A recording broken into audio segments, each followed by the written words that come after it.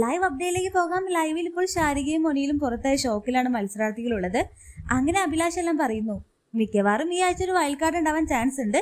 അപ്പോൾ ഷാനവാസ് ചോദിക്കുന്നു, ആരാ എന്നറിയോ എന്ന് ചോദിക്കുമ്പോൾ നെവിൻ പറയുന്നുണ്ട്, അത് എനിക്കറിയാം, പക്ഷെ ഞാൻ പറയില്ല. ആദ്യം ഞാൻ എന്റെ ചേട്ടൻ്റെ അടുത്ത് ചർച്ച ചെയ്യട്ടെ, എന്നിട്ട് ഡാഡിയുടെ അടുത്തേക്ക് വരാം. ചേട്ടൻ എന്ന് ഉദ്ദേശിച്ചത് അഭിലാഷിനെയും ഡാഡി എന്ന് വിളിച്ചത് ഷാനവാസിനെയുമാണ്. അങ്ങനെ അഭിലാഷ് പറയുന്നുണ്ട്, ഒരു സ്റ്റാൻഡപ്പ് കോമേഡിയൻ ആയിരിക്കും എന്നൊക്കെ അഭിലാഷ് പറയുന്നു. എന്തായാലും മിക്കവാറും ഈ ആഴ്ചയോ അല്ലെങ്കിൽ അടുത്ത ആഴ്ചയൊക്കെ ആയിട്ട് ബിഗ് ബോസ് വീട്ടിൽ ഒരു വൈൽഡ് കാർഡ് എല്ലാം വരാനായിട്ടുള്ള ചാൻസ് ഉണ്ട്. അങ്ങനെയാണെങ്കിൽ ഏറ്റവും കൂടുതൽ സപ്പോർട്ട് കിട്ടുന്ന ഷാനവാസ്, അനീഷ്, നെവിൻ, അനുമോൾ അങ്ങനെയുള്ള കുറച്ച് പേരൊക്കെയാവും ടാർഗറ്റ് ചെയ്യാൻ ചാൻസ് ഉള്ളത്. അതുപോലെ തന്നെ ശാരികയും മൊനിയിലും മിഡ് വീക്ക് സസ്പെൻഷന്റെ ഭാഗമായിട്ട് പുറത്തായിട്ടുണ്ട്.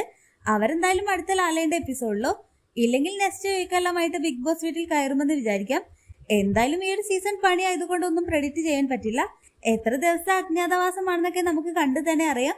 എന്തായാലും ഒരു വൈൽഡ് കാർഡിനെ കുറിച്ചുള്ള ചർച്ചയെല്ലാം ബിഗ് ബോസ് വീട്ടിൽ കുടുംബാംഗങ്ങൾ തമ്മിൽ നടക്കുന്നുണ്ട്. നെവിനൊക്കെ ഒരാളുടെ പേരെല്ലാം പറയണമെന്നുണ്ടായിരുന്നു. എന്നാൽ അത് അഭിലാഷിന്റെ അടുത്ത് പറഞ്ഞു തുടങ്ങുമ്പോഴേക്കും ക്യാമറ തങ്ങൾക്ക് നേരെ തിരിയാണ്.